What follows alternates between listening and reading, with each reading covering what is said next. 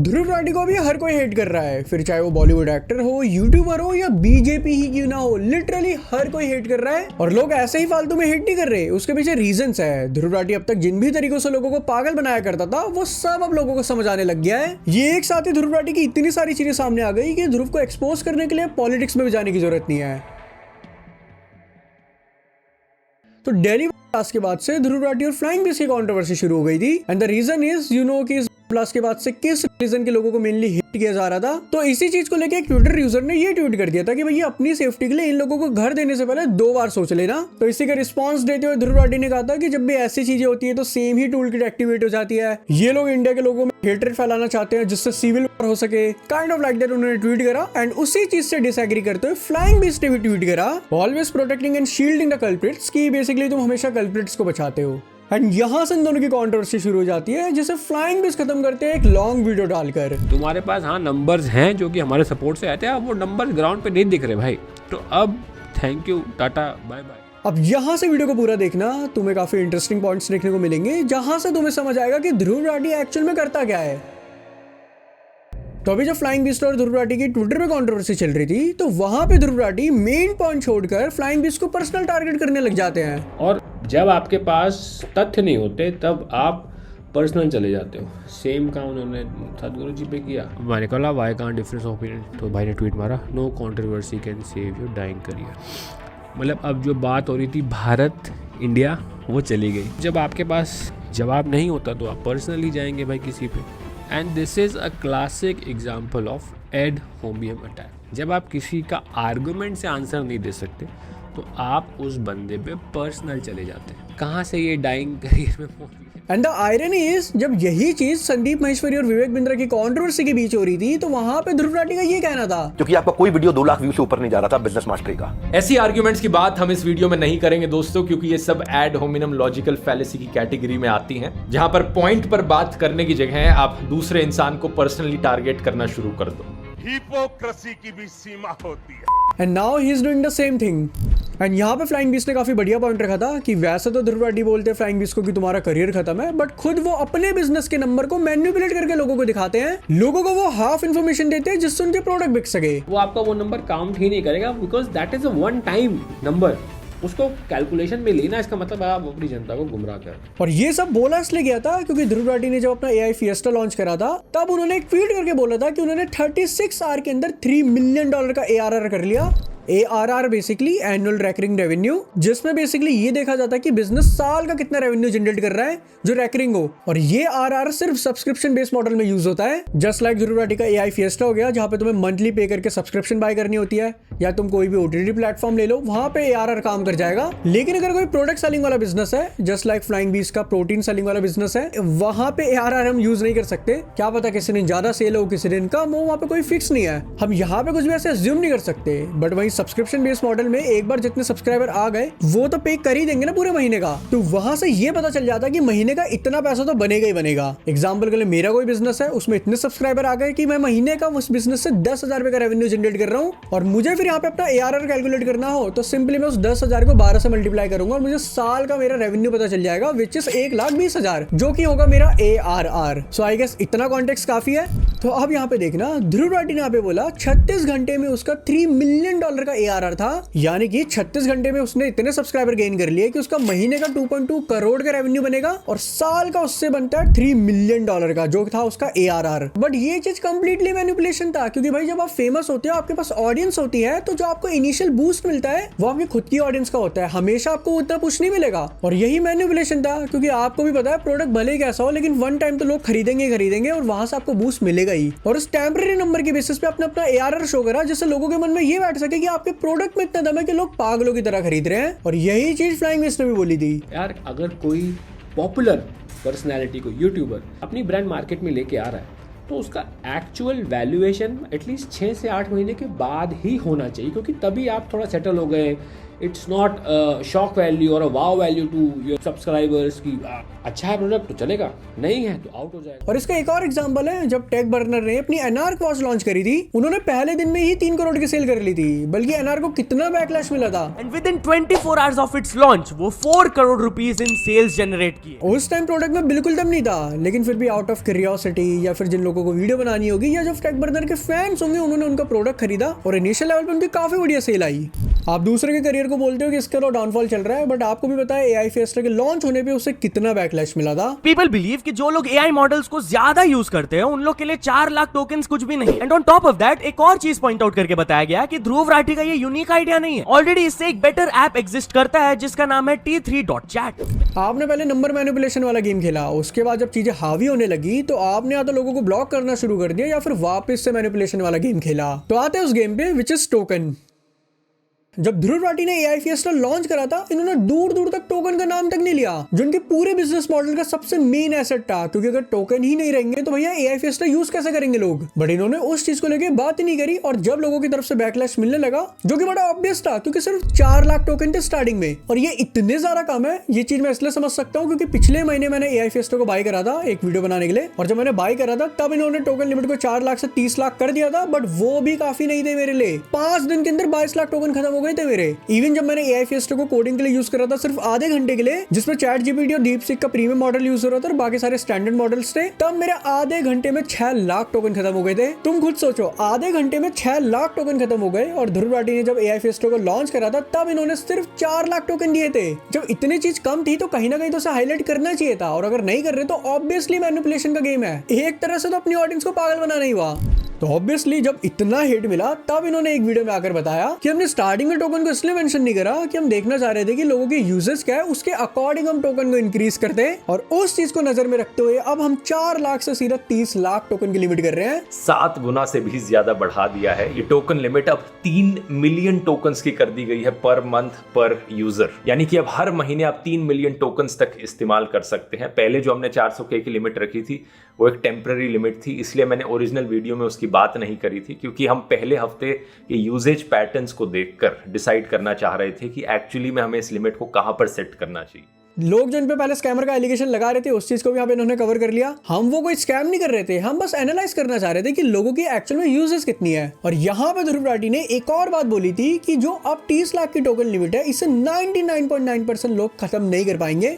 मुझे नहीं लगता अब आप में से कोई भी इस 3 मिलियन टोकन्स की लिमिट को रीच कर पाएगा। आप में से 99.9% यूजर्स के लिए, इवन 99.99% यूजर्स के लिए ये मोर देन सफिशिएंट। इक्का दुक्का आदमी होगा जो यहाँ तक पहुंच सकेगा, और ये बात भी झूठी बताता हूँ क्यों, क्योंकि 99.9% सुन के क्या लगता है कि लगभग कोई भी यहाँ तक नहीं पहुंच पाएगा, इस लिमिट को क्रॉस नहीं कर पाएगा, यानी कि जो बहुत एक्सट्रीम यूजर होगा सिर्फ वही पहुंच सकता है, राइट? बट ऐसा नहीं है। मेनली इन एआई मॉडल्स को 2 तरीके के लोग ज्यादा यूज करते हैं, या तो रिसर्च पर्सपेक्टिव के लिए या तो कोडिंग पर्सपेक्टिव के लिए। डेफिनेटली और भी फील्ड के लोग यूज करते होंगे, बट जहाँ पे मैक्सिमाइज यूज हो रहा है वो यही 2 फील्ड है मेरे ख्याल से, स्पेशली कोडिंग, क्योंकि जब आपको कोड डिबग करना होता है भाई बहुत टाइम लग जाता है उसमें। मैं खुद कोडर हूँ इसलिए मैं समझ सकता हूँ, इवन जब मुझे खुद डिबग करना होता है मैं पूरा कोड उठाता हूँ, उसे एआई मॉडल पे डालता हूँ और वहां से समझने की कोशिश करता हूँ। अब यहाँ पे प्रॉब्लम ये है, इतने सारे नंबर ऑफ लाइंस के कोड है, उसे तुम यहाँ एआई फिएस्टा में डालोगे तो इनपुट टोकन यूज होंगे, फिर जो आउटपुट आएगा वो भी टोकन यूज होंगे, तो काफी ज्यादा टोकन यहाँ पे यूज हो जाते हैं। तुम खुद सोचो 30 मिनट में 6 लाख टोकन उड़ गए, उस हिसाब से कैलकुलेट करें तो मैक्स टू मैक्स मेरा सिर्फ 7 दिन चलेगा ये। तो ऑब्वियसली 99.9% वाली बात तो मेरे को यहाँ पे समझ नहीं आएगी किस बेसिस पे उन्होंने बोली, मतलब किन यूजर को दिमाग में रख के उन्होंने ये चीज बोली कि भाई किसी का खत्म ही नहीं होगा, क्योंकि जो इंसान इन एआई मॉडल्स पे पैसा खर्च कर रहा है उन सबका काफी अच्छा खासा यूजेज होगा, और अच्छे खासे यूजेज में ये 30 लाख टोकन भी इनफ नहीं है।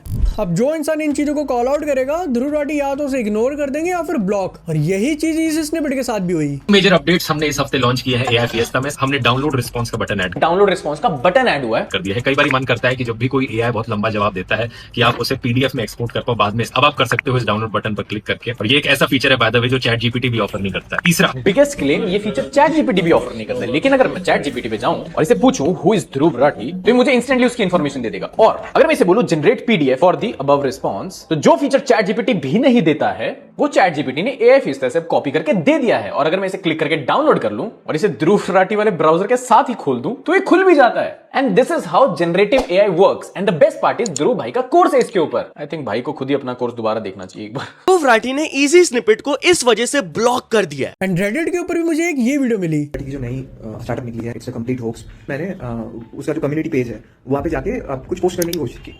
इतने लोगों को प्रॉब्लम आ रहा था, कोई बोल रहा है कि उसका कोई इशू आ रहा है, ठीक है, सब रिफंड मांग रहे हैं। और जब सब रिफंड मांग रहे थे और जब सब नेगेटिव पोस्ट जा रहा था तो उन्होंने कम्युनिटी पेज पे पोस्ट करने का जो एक्सेस है वही बंद कर दिया। तुम पोस्ट नहीं कर सकते थे by midnight, you could not post there. और अब तो उसका मतलब यूआई चेंज कर दिया। ये देखो यहाँ पे मतलब कोई पोस्ट करने का ऑप्शन ही नहीं है। इस प्रॉम्प्ट एआई प्रॉम्प्ट ये कोर्स भेज रहे हैं, फिर ये फीड है, ये मैसेजेस है, ठीक है। The horrible thing is that मैंने इस बारे में कल उसके ध्रुव राठी के वीडियो में कमेंट किया था, okay. And what they did is they deleted my comment 2 times, ठीक है। मैंने फर्स्ट टाइम कमेंट किया, वो देखा इंस्टेंट डिलीट हो गया।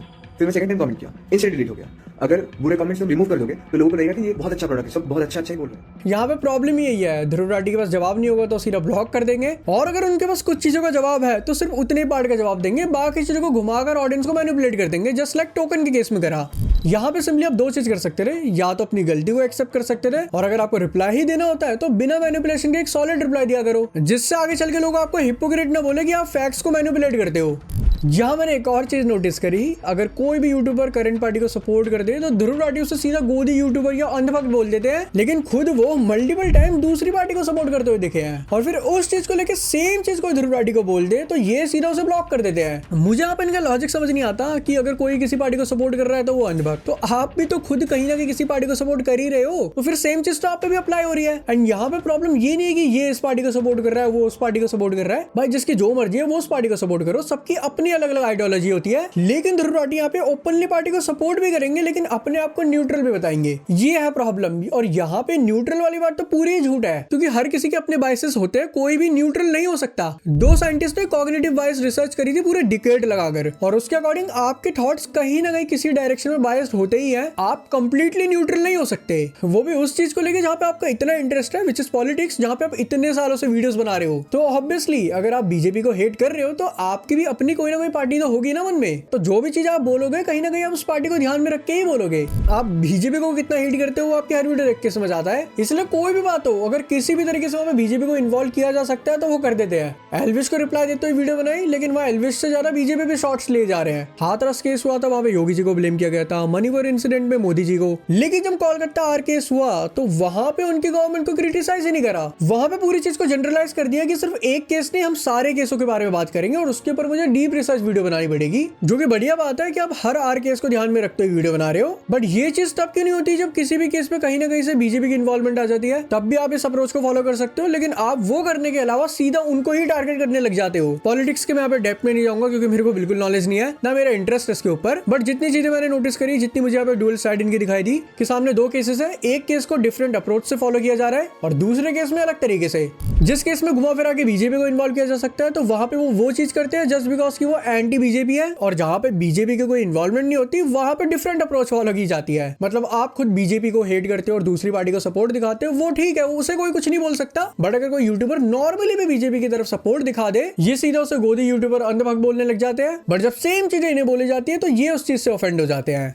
अभी बिहार इलेक्शन में एनडीए को ज्यादा सीट्स मिली तो इसी को लेकर ध्रुव राठी लगातार ट्वीट करने लगे कि वोट चोरी थी, अनफेयर इलेक्शन था, अपोजिशन पार्टी को बॉयकॉट करना चाहिए। और फिर इस चीज को लेकर लोग ध्रुव राठी को ट्रोल करने लग गए। उस टाइम ध्रुव राठी को इतना हिट मिला, इवन बीजेपी के ऑफिशियल पेज से एक ये मीम भी अपलोड हो गई थी जहां पे ध्रुव राठी को भी यूज किया गया था। एंड इस पे ध्रुव राठी ने भी रिएक्ट करा था कि बीजेपी मेरी पिक यूज कर रही है, क्या दिन आ गए हैं। बट ऑब्वियसली अगर इतना हेट मिलेगा तो कोई भी इंसान फ्रस्ट्रेट हो जाएगा। तो तभी एक ट्विटर यूजर ने ट्वीट करा जो दिखने में तो ऐसा लग रहा था कि ध्रुव राठी की यहाँ पे तारीफ की जा रही है, काफी पॉजिटिव ट्वीट है, बट लास्ट लाइन में उसने ये लिखा था, if the whole world were against this man I would still with the whole world. And Dhruv Rathee ने इस लास्ट लाइन को बिना पढ़े सिर्फ अपना एप्रिसिएशन वाला पार्ट देखकर इस पोस्ट को रिट्वीट कर दिया। यहाँ से कहीं ना कहीं आइडिया लग गया था कि ध्रुव राठी को एप्रिसिएशन की कितनी ज्यादा नीड थी कि उन्होंने पूरा ट्वीट तक नहीं पढ़ा, सीधा रिट्वीट कर दिया, जिसके बाद ऑब्वियसली उन्हें और ट्रोल किया गया एंड बाद में जाके उन्होंने उस पर्सन को ब्लॉक कर दिया।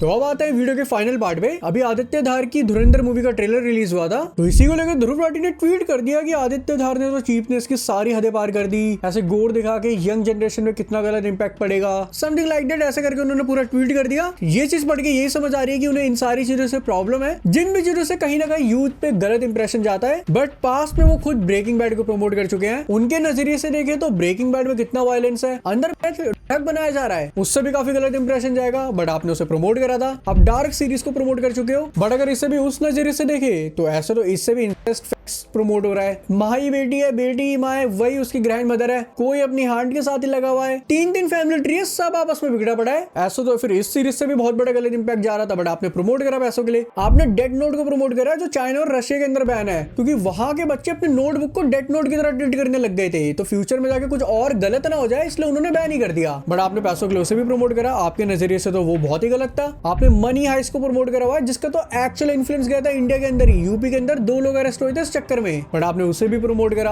आपने गैंग्स ऑफ वासेपुर को प्रमोट करा हुआ है, और इसी चीज को ट्विटर में किसी ने कॉल आउट भी करा, तो आपने सिंपली बोल दिया कि भाई उस समय मेरे को समझ नहीं थी और मैं गलत था उस टाइम। आपने अपनी गलती को एक्सेप्ट कर लिया। बट आज से कुछ महीनों पहले आपने एक वीडियो के अंदर, वो वीडियो मेरे को मिली नहीं, उसमें आपने प्लेटफॉर्म मूवी को प्रमोट करा था कि वो जाके देखना। और आपके नजरिए से देखे तो प्लेटफॉर्म मूवी के अंदर भी गोर है, वहां पे तो हंगर के चक्कर में लोग ह्यूमन फ्लैश तक खाने पे आ जाते हैं, तो उस हिसाब से तो वो भी काफी गलत इंपैक्ट पड़ेगा। तो ध्रुव राठी ने जहाँ पे अपना ओपिनियन दिया था, इसी चक्कर में काफी बैकलैश मिला। फिर चाहे वो बॉलीवुड एक्टर रणवीर शौर्य हो, उन्होंने भी इनको रिप्लाई दिया, इनकी भी थोड़ी बहुत कंट्रोवर्सी चली, या फिर पीजे एक्सप्लेन हो, उन्होंने भी इन्हें रिप्लाई दिया।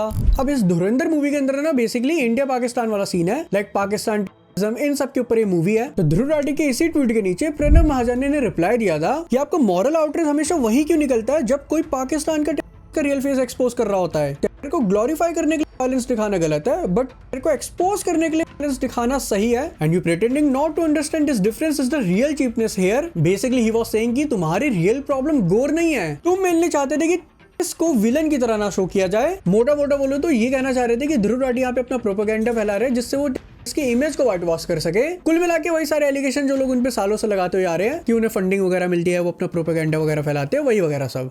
इस चीज पे कितनी सच्चाई है मुझे इसका कोई आइडिया नहीं है। जो एक्चुअल में पॉइंट है जहां से इनकी एक्चुअल हिपोक्रेसी दिख रही थी, मैंने सिर्फ यहाँ पे उतने ही पॉइंट्स रखे हैं, बाकी मैं सब तुम्हारे ऊपर छोड़ दूं। ध्रुव राठी को लोग सालों से हेट करते हुए आ रहे हैं, एंड मैं वो चीज कभी समझ नहीं पाता ना मैं उसमें ध्यान देता था, क्योंकि मेरा पॉलिटिक्स में कभी इंटरेस्ट था ही नहीं। मुझे पर्सनली उनका एजुकेशनल वाला कंटेंट काफी बढ़िया लगता था, इवन अभी भी लगता है। सो अभी इतना गर्मा गर्मी चल रही थी, तो मैंने जब इसके ऊपर रिसर्च करी, एंड मैं पर्सनली भी खुद देखना चाह रहा था कि एक्चुअल में कितनी चीजें सही है कितनी गलत है। बट एक्चुअल में जो चीजें मुझे मिली, जितना मुझे समझ आया, वो मैंने इस वीडियो के थ्रू तुम्हें बता दिया। मेरा पर्सनली कोई ऐसा हेट्रेड वगैरह कुछ नहीं है, मेरे जितने ओपिनियंस थे वो मैंने यहाँ पे रखे हैं, और जो भी मेरा सिचुएशन को लेकर पॉइंट ऑफ व्यू था वो मैंने तुम्हें बताया। बाकी मैं सब तुम्हारे ऊपर छोड़ता हूँ, तुम्हारा क्या टेक है इसके ऊपर मैं जानना चाहूंगा, इसलिए कॉमेंट में जरूर बताना। एंड मैं सब वीडियो के आखिरी में बोलते हैं और चैनल सब्सक्राइब कर दिया करो। तो यार अगर यहाँ तक देखते हो तो कर दिया करो, हमें 1 लाख सब्सक्राइबर हिट करने हैं।